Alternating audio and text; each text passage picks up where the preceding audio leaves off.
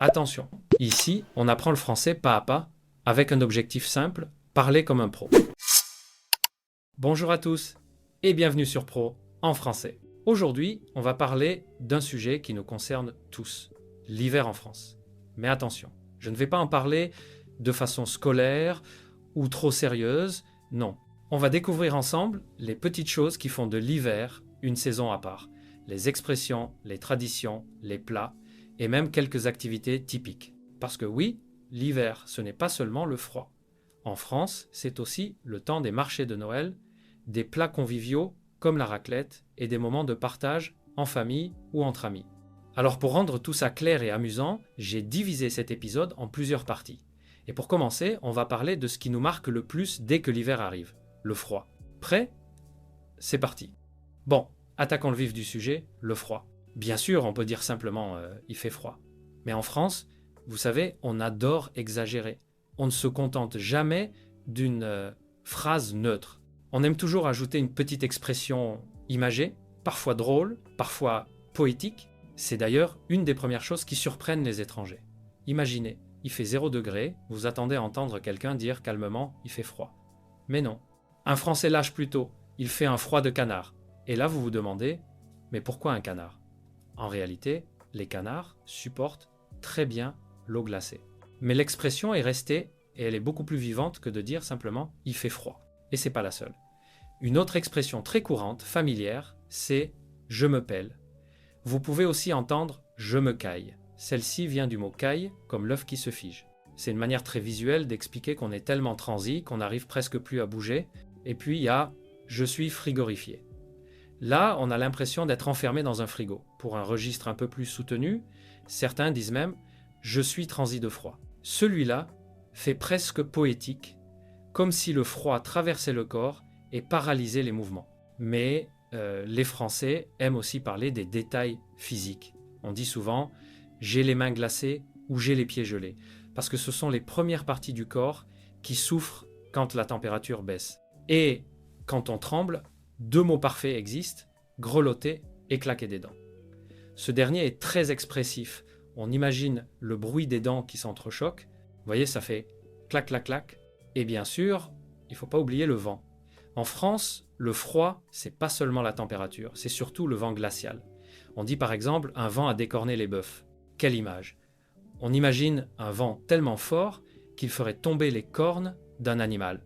C'est le genre d'expression qu'on ressort volontiers en hiver, surtout dans les campagnes. J'ai d'ailleurs une petite anecdote. Une fois, j'étais à Lille, dans le nord de la France. Il ne faisait pas si froid, mais le vent était terrible. Un ami m'a dit « aujourd'hui, il fait un froid polaire ». En réalité, le thermomètre n'indiquait pas une température si basse, mais le vent rendait tout beaucoup plus difficile à supporter. Et c'est important de comprendre ça. En France, on parle souvent de la météo ressentie, pas seulement des chiffres. Ce qui est amusant aussi, c'est que la perception du froid change selon les régions. À Paris, dès qu'il fait 5 degrés, tout le monde se plaint. En montagne, dans les Alpes par exemple, les gens trouvent ça presque doux. Et dans le sud, à Marseille par exemple, dès qu'il fait 10 degrés, certains sortent déjà les gros manteaux et disent on se croirait en Sibérie. C'est fascinant de voir à quel point le froid est culturel. Et pour les apprenants, c'est une vraie mine d'or.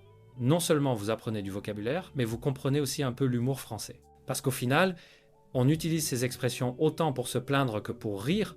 Dire « je me les gèle » ou « je suis congelé », c'est créer une complicité avec les autres qui vivent la même chose. Alors, pour résumer, voici une petite boîte à outils avec les expressions principales. Il fait un froid de canard, c'est pour dire qu'il fait très froid. Je me pèle ou je me caille, une façon familière, pour un froid intense. Je suis frigorifié, congelé, transi. C'est un registre plus neutre ou poétique. Grelotter et claquer des dents, c'est pour décrire la réaction physique. Un vent glacial ou un vent à décorner les bœufs, c'est pour parler du vent très froid et violent. Ce qui est important, c'est de ne pas avoir peur de jouer avec ces expressions, même un peu à l'excès. Ça fait partie du charme du français. Et puis, le froid n'est pas seulement une sensation désagréable. Il crée aussi des images et des petits plaisirs. Par exemple, les nez rouges. La buée qui sort de la bouche quand on respire dehors, les enfants adorent souffler fort pour voir la vapeur, comme s'ils fumaient. Et je dois avouer que même adulte, Je le fais encore parfois. C'est un de ces petits plaisirs d'hiver qui font sourire. Alors finalement, le froid, c'est pas juste une contrainte. C'est une source d'images, de sensations et même d'expressions très créatives.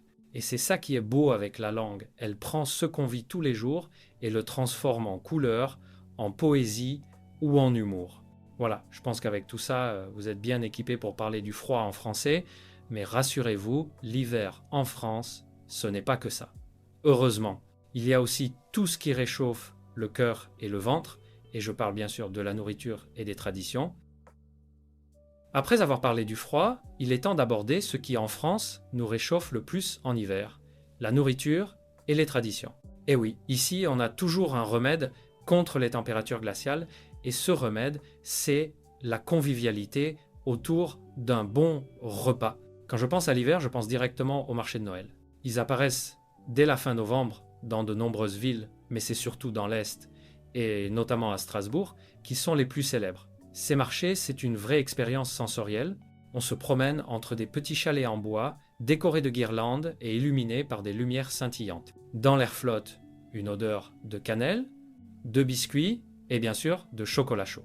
L'ambiance est magique. On y trouve des cadeaux artisanaux, des spécialités régionales et parfois même des spectacles ou des chorales de Noël.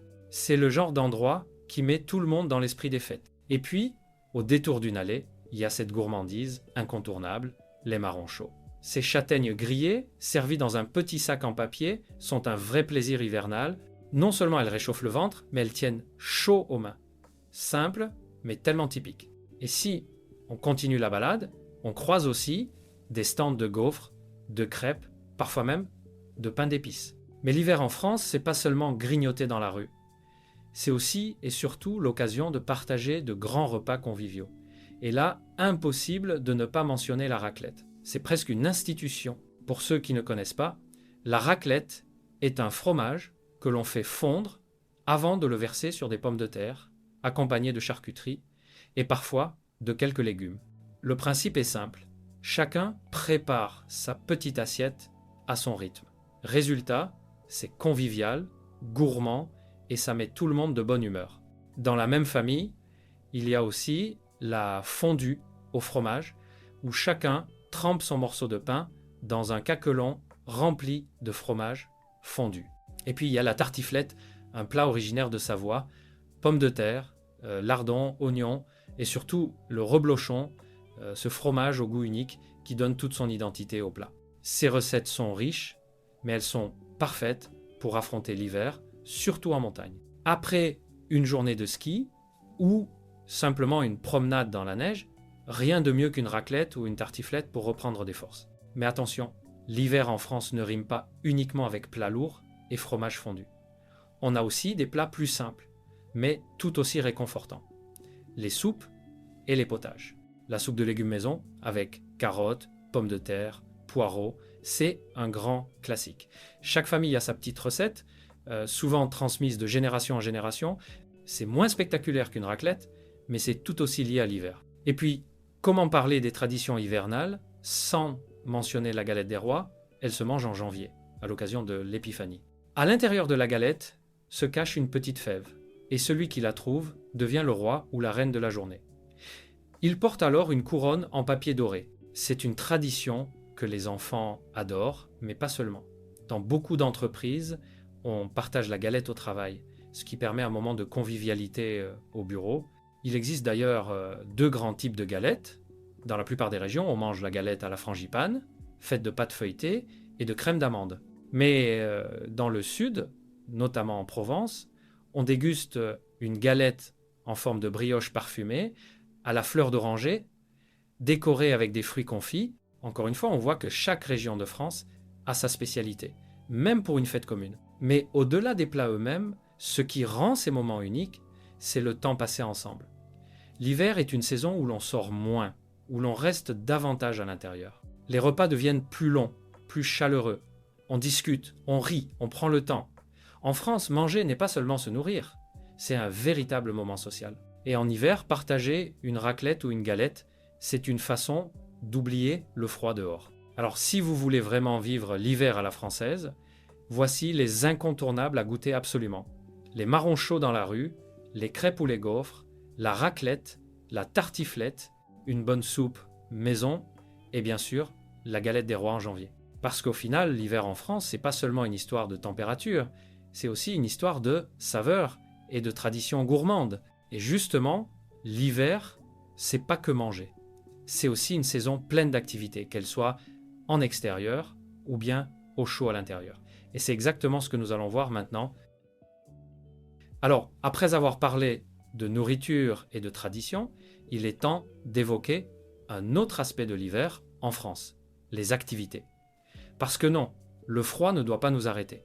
Au contraire, il peut être l'occasion de vivre des expériences uniques à l'extérieur comme à l'intérieur. Commençons par les sports d'hiver.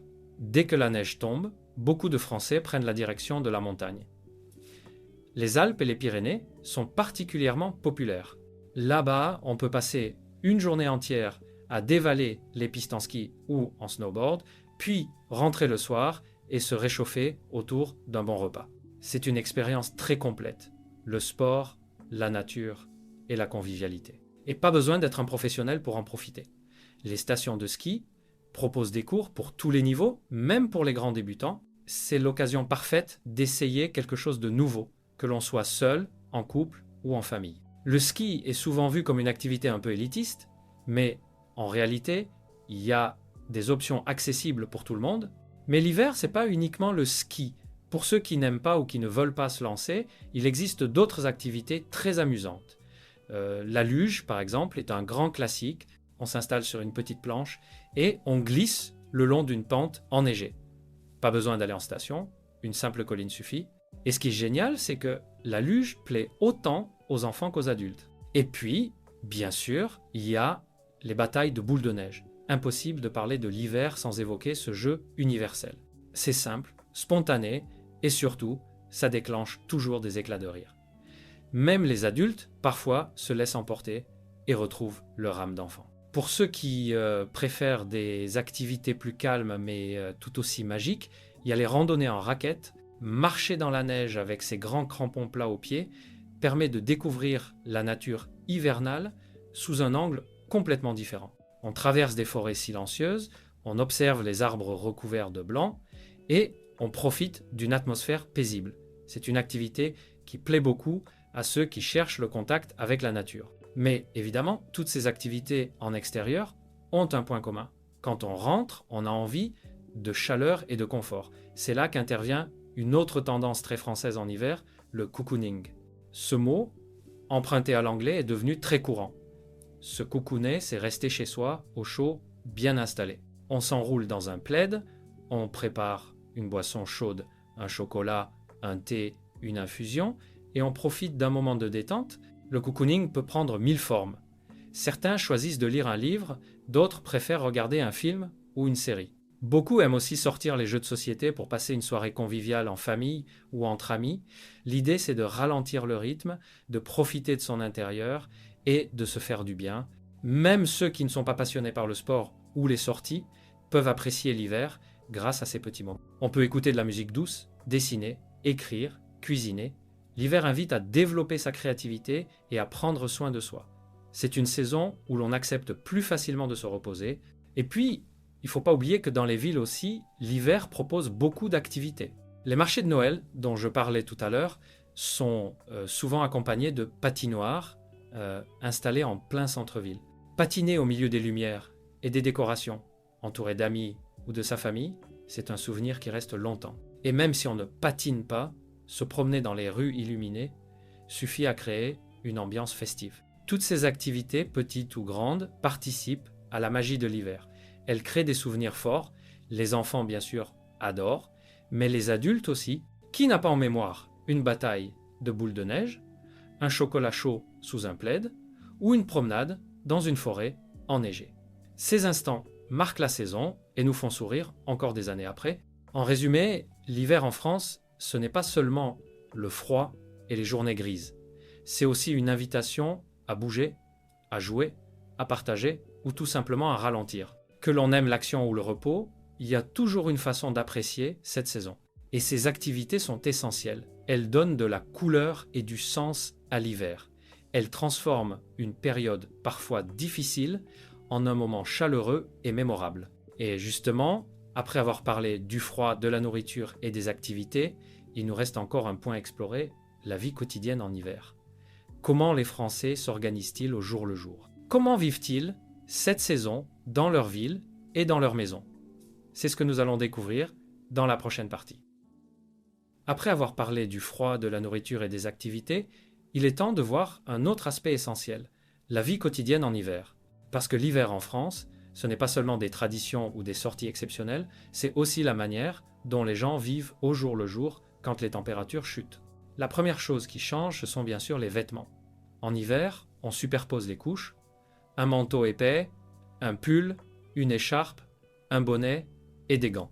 Certaines personnes portent même plusieurs pulls en même temps pour être sûr de ne pas avoir froid. Et pour les pieds, pas question de sortir en basket fine. Ce sont les bottes et les chaussures bien chaudes qui dominent. Quand il neige, il vaut mieux choisir des chaussures imperméables pour éviter de finir la journée avec les pieds trempés. Il existe aussi des petites astuces pour rester bien au chaud dans les transports. Dans certaines villes, les bus et les métros sont chauffés, mais pas toujours de façon suffisante. Du coup, beaucoup de gens gardent leurs gants et leurs écharpes, même une fois installés à l'intérieur. Un autre détail marquant, c'est l'importance de la météo. En hiver, tout le monde la consulte, à la télévision, à la radio ou sur son téléphone. Les bulletins météo deviennent des rendez-vous indispensables, parce qu'ils influencent directement la vie quotidienne. On parle beaucoup du gel, de la neige, du brouillard, et même les conversations commencent souvent par la question « Tu as vu la météo aujourd'hui ?» Et il faut dire que le temps a un vrai impact. Quand il neige, les routes deviennent glissantes, parfois dangereuses. Les bus et les trains peuvent avoir du retard, et il arrive même que certaines lignes soient annulées. Résultat, beaucoup de gens partent plus tôt le matin pour aller au travail ou à l'école. Autre changement important, la lumière. En hiver, la nuit tombe très tôt. Parfois, dès 17h, il fait déjà sombre. Cela modifie la routine quotidienne. Certaines personnes trouvent cela un peu triste, car la journée semble plus courte. Mais d'autres apprécient cette ambiance particulière, surtout quand les rues s'illuminent de décorations. Et justement, pour compenser la grisaille, les villes françaises installent souvent des lumières décoratives. Des guirlandes brillent dans les rues, les bâtiments publics s'habillent de couleurs, et les vitrines des magasins deviennent plus festives. Cela apporte de la chaleur et rend l'hiver plus joyeux, même en plein centre-ville. À la maison aussi, la vie change. On allume le chauffage pour garder une température agréable, mais on essaie de ne pas trop gaspiller d'énergie. Beaucoup de familles adoptent de petites habitudes pour renforcer cette impression de confort. Fermer les volets tôt, sortir les couvertures épaisses ou préparer des boissons chaudes. Boire quelque chose de chaud est un vrai réflexe français en hiver. Chocolat chaud, tisane, infusion aux plantes, il y a 1000 façons de se réchauffer. Et au-delà de la chaleur, c'est aussi un moment de détente. Un chocolat chaud partagé en famille ou une tisane prise seule le soir devient un petit rituel qui rend la saison plus douce. Les soirées d'hiver sont souvent synonymes de cocooning. On reste à la maison, sous un plaid, en écoutant de la musique, en lisant un livre ou en regardant un film. Ce sont des moments simples, mais qui prennent une valeur particulière parce qu'ils contrastent avec le froid extérieur. Finalement, l'hiver oblige à s'adapter. On modifie sa façon de s'habiller, on organise ses trajets différemment, on choisit ses activités en fonction du temps, et en même temps, cette adaptation rend la saison unique. Beaucoup de gens apprennent à savourer les petits plaisirs. Sentir la chaleur d'un rayon de soleil sur son visage au milieu d'une journée glaciale. Marcher dans la neige et entendre ce bruit particulier sous ses pas. Rentrer chez soi après une promenade et boire un chocolat chaud. Ce sont ces détails qui donnent du charme à l'hiver. Donc oui, l'hiver peut sembler difficile avec son froid et ses journées courtes. Mais il apporte aussi des habitudes spéciales et une ambiance différente. C'est une saison qui ralentit un peu le rythme, qui pousse à chercher le confort et à profiter de moments simples. Et maintenant que nous avons exploré le quotidien, la gastronomie, les activités et le froid, il reste encore un dernier point à découvrir, la culture et les fêtes. Parce que ce sont elles qui donnent à l'hiver toute sa magie. Et c'est exactement ce que nous allons voir dans la prochaine partie. Après avoir parlé du froid, de la nourriture, des activités et de la vie quotidienne, il est temps de s'intéresser à un aspect essentiel, la culture et les fêtes de l'hiver en France. Parce que cette saison n'est pas seulement une question de température ou de vêtements chauds, elle est aussi remplie de traditions, de symboles et d'ambiances uniques. Quand on pense à l'hiver, les premières images qui viennent à l'esprit sont bien sûr Noël et le Nouvel An. C'est la période la plus festive de la saison. Les maisons s'illuminent, les rues se décorent et un esprit de fête s'installe partout. Les familles françaises aiment décorer leur intérieur avec des guirlandes, des lumières et un grand sapin de Noël. Pendant cette période, la musique joue aussi un rôle important. Les chansons de Noël résonnent dans les rues, dans les magasins et même à la télévision. Elles créent une atmosphère chaleureuse qui contraste avec le froid extérieur. Beaucoup de familles associent immédiatement ces mélodies aux fêtes et aux souvenirs d'enfance. Le cinéma et le théâtre participent aussi à cette ambiance. Certains films liés à Noël deviennent de vrais rituels. En France, il est courant de revoir chaque année les mêmes comédies ou dessins animés pendant les vacances d'hiver. Ces moments télévisés renforcent le sentiment de tradition et de partage familial. Puis, après Noël, vient la fête du Nouvel An.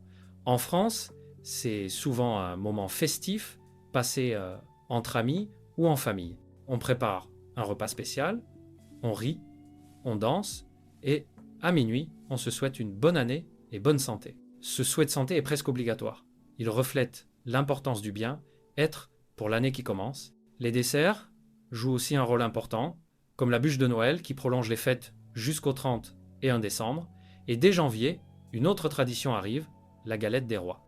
C'est une tradition conviviale qui fait sourire les enfants autant que les adultes. Mais la culture hivernale en France ne s'arrête pas aux fêtes de famille.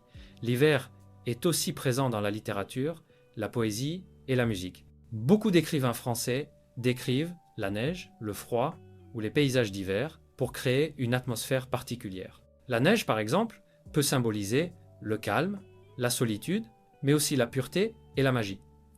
Dans les chansons françaises, l'hiver revient souvent comme un décor poétique ou nostalgique. On retrouve aussi l'hiver dans les proverbes populaires.